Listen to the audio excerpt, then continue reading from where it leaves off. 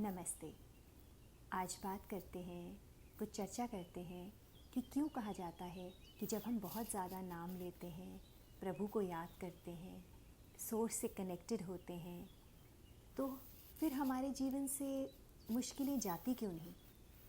क्यों हमारे जीवन में फिर भी प्रॉब्लम्स रहती हैं?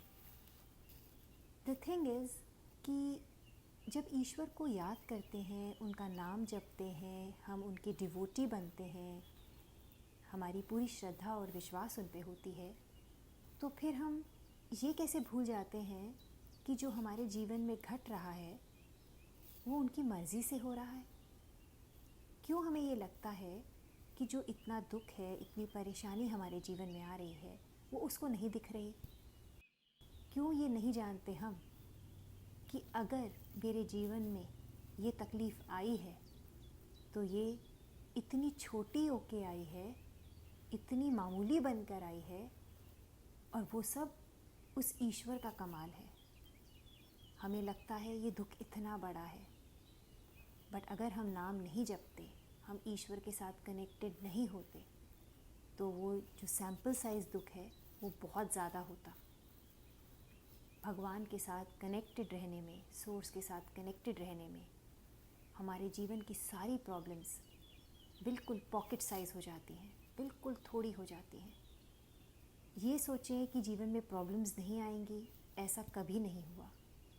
कितने भी पुराने आप रिलीजियस टेक्स्ट जो हैं, किताबें हैं, उठा के देखिए, हिस्ट्री में जाइए, आप एक इंसान के जीवन का नाम बताइए जिसके जीवन में कोई तकलीफ़ ना आई हो। ये जीवन में तकलीफ़ें आना तय है, लेकिन जब हम उस ईश्वर के साथ पूरी तरह कनेक्टेड होते हैं, चाहे हम नाम जपें, चाहे हम किसी भी फॉर्म में उस ईश्वर को याद करते रहें, वो हमारे जीवन में तकलीफ़ों को बिल्कुल मामूली सा कर देता है। तो ये मत सोचिए कि हम ईश्वर का नाम जपते हैं तो हमारे जीवन में परेशानियां ख़त्म क्यों नहीं होती। ये सोचिए कि आपके पास परेशानी बहुत बड़े होके आनी थी, लेकिन उसकी वजह से वो परेशानी बिल्कुल मामूली होकर आई है। उसकी कृपा को, उसकी ग्रेस को कभी भी अपने मन में डाउट मत कीजिए। सोर्स के साथ कनेक्शन मत छोड़िए। अगर वो कनेक्शन टूट गया तो कुछ नहीं है। हम सोच भी नहीं सकते वो जीवन, जिस जीवन में उसके साथ कनेक्शन नहीं होता। बारिश तो फिर भी आएगी, लेकिन वो छतरी बनकर हमारी सारी परेशानियों को हम तक पहुंचने नहीं देगा।